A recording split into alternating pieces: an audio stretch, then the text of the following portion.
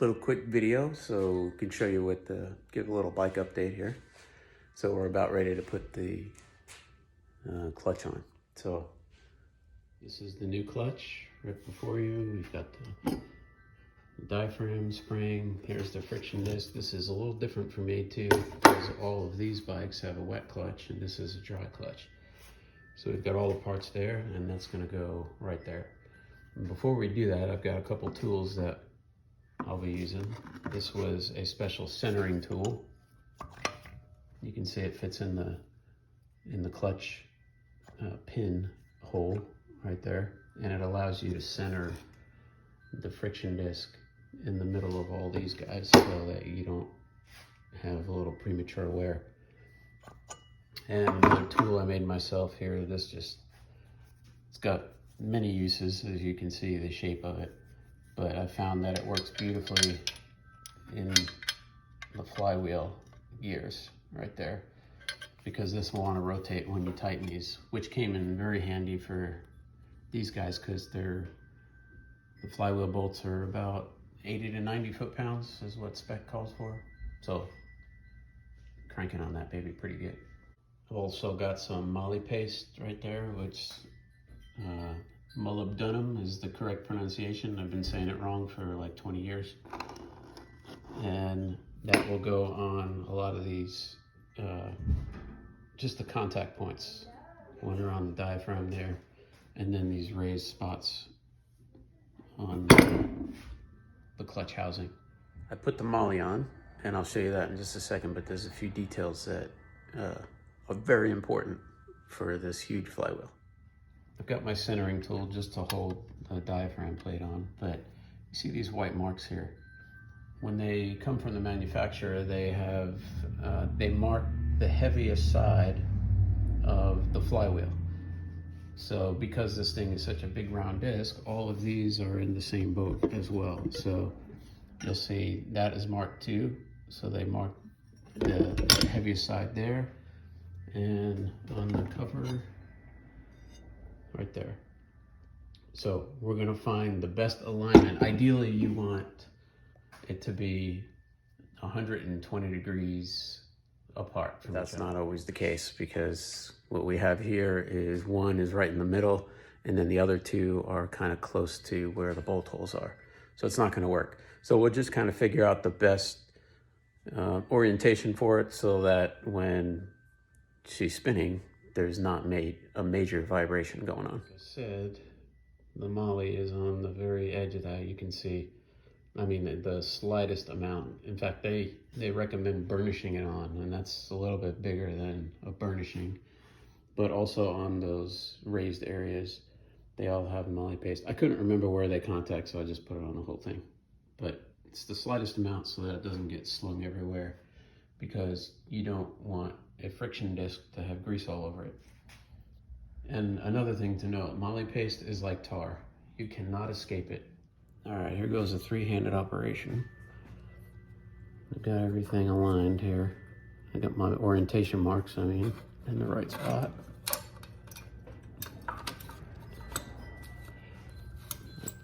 Get this in the right area.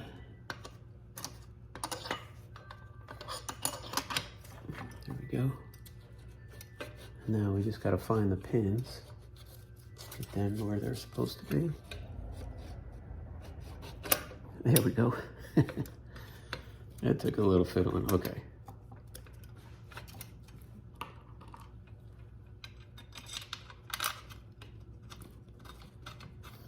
We'll just hand tighten these just to get them in the right spot. There we go. Everything's aligned right. And then I'll show you what to do next.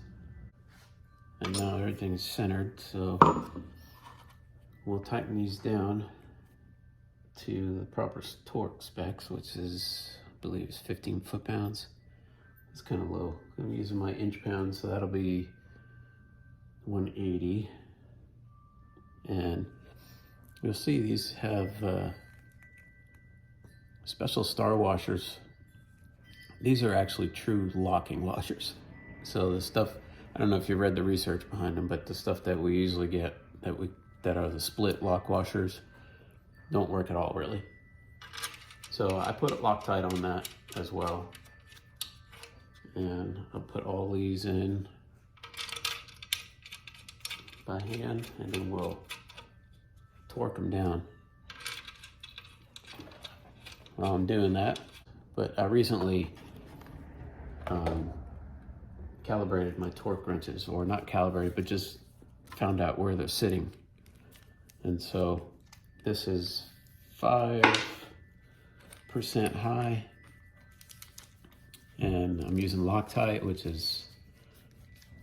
makes it another 5% higher theoretically, and so we'll go 10%. So I'll go 160 or so, which will be good. There's 155. Let's go 165. Why not? I would hate for something to fly loose in there. That would be catastrophic.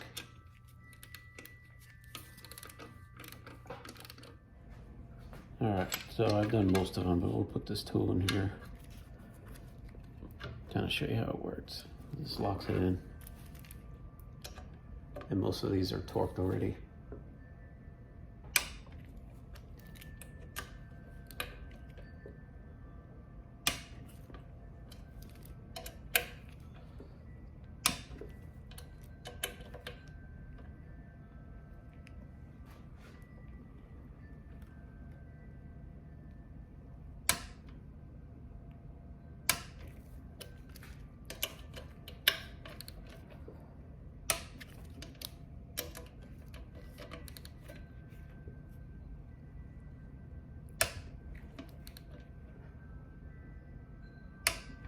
I know the purists say that's enough, but the washer really crushes a lot, so I like to go around, do another. Let's see, I'm still getting a little more each time.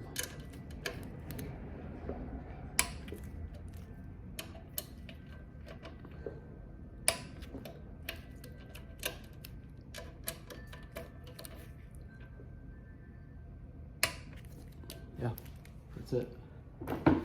And that is a clutch complete. It's even. So let's see if I can get this out here.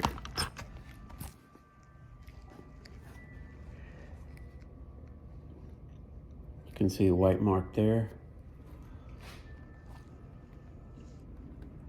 There's another white mark here.